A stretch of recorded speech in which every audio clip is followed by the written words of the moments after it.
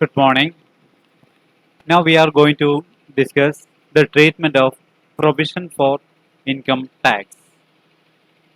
How it is shown in the profit and loss account and balance sheet.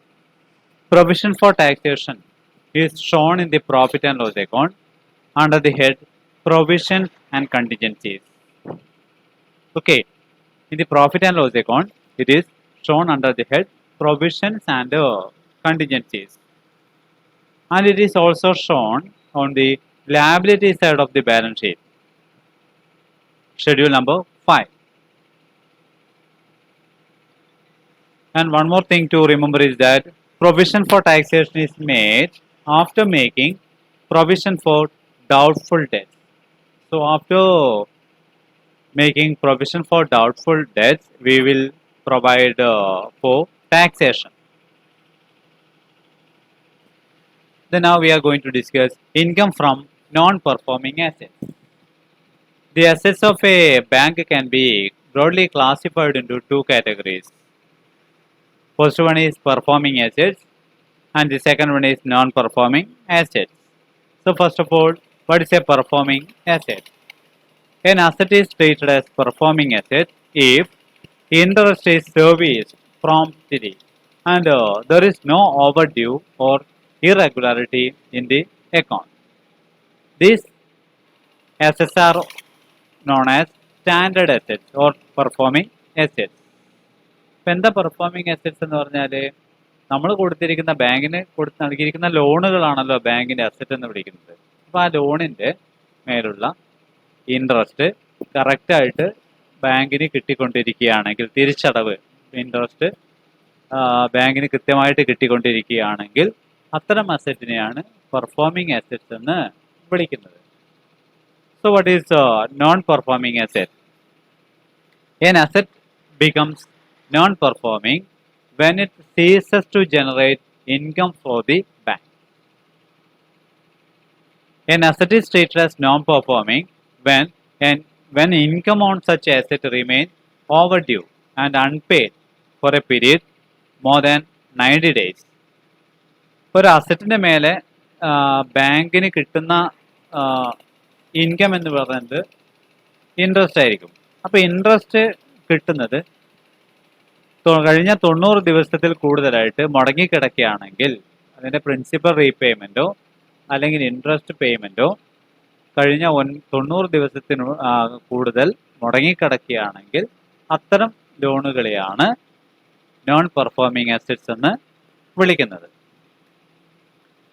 So now broad classification of assets. So assets of banks, that means loans and advances, are classified into two broad categories. First one, standard assets, that is performing assets, and second one is non-performing assets. Then NPA, non-performing assets, are divided into substandard assets. These have been classified as NPA for a period not exceeding 12 months. അപ്പോൾ ഈ asset NPA എന്നുള്ള രൂപത്തിലേക്ക് വന്നിട്ട് എത്ര സമയമായിട്ടേ ഉള്ളൂ? ഒരു വർഷത്തിൽ കുറഞ്ഞ 12 മാസത്തിൽ കുറഞ്ഞ കാലത്തേക്ക് ലോണിൻ്റെ തിരിച്ചടവോ പലിശ അടവോ ഒക്കെ മുടങ്ങിക്കിടക്കുന്ന ലോണുകളെയാണ് നമ്മൾ സബ്സ്റ്റാൻഡേർഡ് അസറ്റ് എന്ന് വിളിക്കുന്നത്. 12 മാസത്തിൽ താഴെ മാത്രമേ ആയിട്ടുള്ളൂ ഇങ്ങനെ തിരിച്ചടവ് മുടങ്ങിയിട്ട്.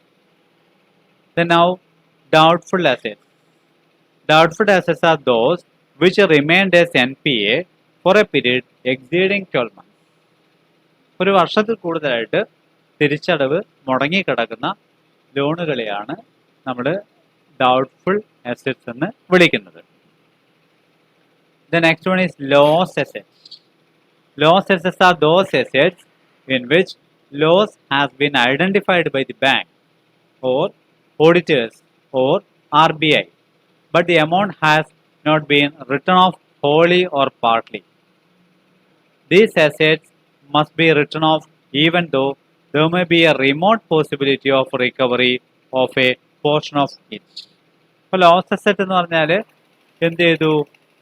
Such assets have been identified by our bank or auditors or RBI as lost assets. but the amount has not been written off wholly or partly by the bank. അപ്പം അങ്ങനെയുള്ള അസറ്റുകളിൽ എന്ത് ചെയ്യണം? ഇത് മുഴുവനായിട്ടും റൈറ്റ് ഓഫ് ചെയ്യണം. അപ്പം അത് ഭാവിയിലെ ഒരു 2 വർഷം കഴിഞ്ഞാൽ അതിൻ്റെ ഒരു ഭാഗം തിരിച്ചു കിട്ടുമെന്ന് പ്രതീക്ഷിക്കുന്നുണ്ടെങ്കിൽ പോലും നമ്മൾ എന്ത് ചെയ്യണം? റൈറ്റ് ഓഫ് ചെയ്യണം എന്നാണ് പ്രൊവിഷൻ. Income recognition.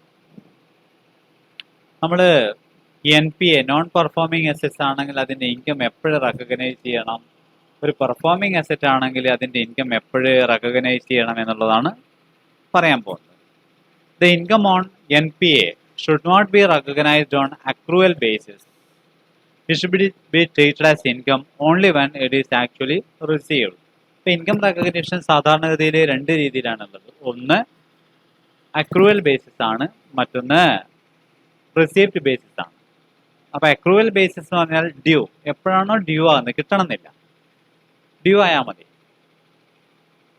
ഓക്കെ, അപ്പോൾ അക്രൂഡ് ഇൻകംസ് ഒക്കെ അക്രൂവൽ ബേസിസിലാണ് കാണിക്കുന്നത്. അപ്പോൾ ഡ്യൂ ആയാൽ മതി. അപ്പോൾ ഒരു 5 മാസം പലിശ കിട്ടാൻ ബാക്കിയുണ്ട്, അത് നമുക്ക് ഔട്ട്സ്റ്റാൻഡിങ് എന്ന് പറഞ്ഞുകൊണ്ട് അക്രൂഡ് എന്ന് പറഞ്ഞുകൊണ്ട് നമുക്ക് കാണിക്കാൻ പറ്റില്ല. ഏതാണെങ്കിൽ NPA മേലുള്ള ഇൻട്രസ്റ്റ് ആണെങ്കിൽ അത് എപ്പോഴേ കാണിക്കാൻ പാടുള്ളൂ? It should be treated as income only when it is actually received.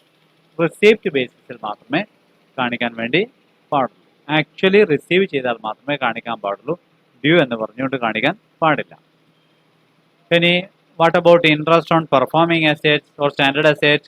Interest on performing assets or standard assets should be recognized on accrual basis. അത് റെസീറ്റ് ബേസിസിലല്ല, ക്യാഷ് ബേസിസിലല്ല, അക്രൂവൽ ബേസിസ് തന്നെ. Standard asset എന്ന് പറഞ്ഞാൽ എന്താണ്? കറക്റ്റായിട്ട് ഇൻട്രസ്റ്റും repayment ഒക്കെ ലഭിച്ചുകൊണ്ടിരിക്കുന്ന ലോണുകളെയാണ് performing asset എന്ന് വിളിക്കുന്നത്. അപ്പോൾ അതിന് നമുക്ക് എങ്ങനെ തന്നെ ഇൻകം റെക്കഗ്നൈസ് ചെയ്യാം? പലിശ കിട്ടണമെന്നില്ല, ഡ്യൂ ആയാൽ തന്നെ നമുക്ക് ഇൻകമായിട്ട് കാണിക്കാം. Now provisions made on various assets of banks. അപ്പോൾ പലതരത്തിലുള്ള അസറ്റ് ഉണ്ട്, അതിനൊക്കെ എത്ര ശതമാനം പ്രൊവിഷൻ നമ്മൾ മെയിൻറ്റെയിൻ ചെയ്യണമെന്നാണ് നോക്കുന്നത്. First one is standard asset.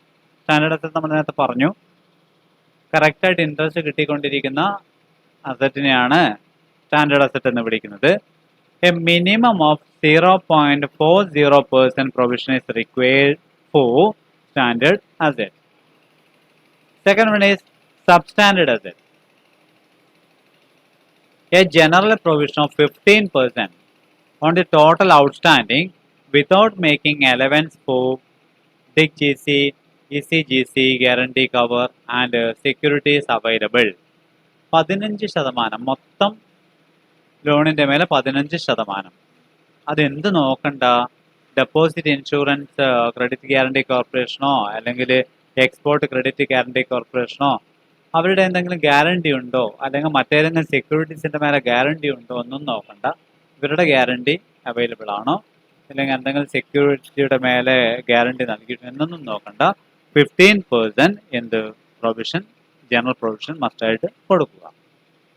If unsecured exposures are included in substandard asset, then additional 10% provision has to be made. That is, already 15% general provision plus 10%, 25% provision must be made. എന്താണെങ്കിൽ unsecured exposures ഉണ്ടെങ്കിൽ, when the reasonable value of the property is not more than 10% of the outstanding exposure, it is known as unsecured exposure. അപ്പോൾ എന്താണ് unsecured exposure എന്ന് പറയുന്നത്?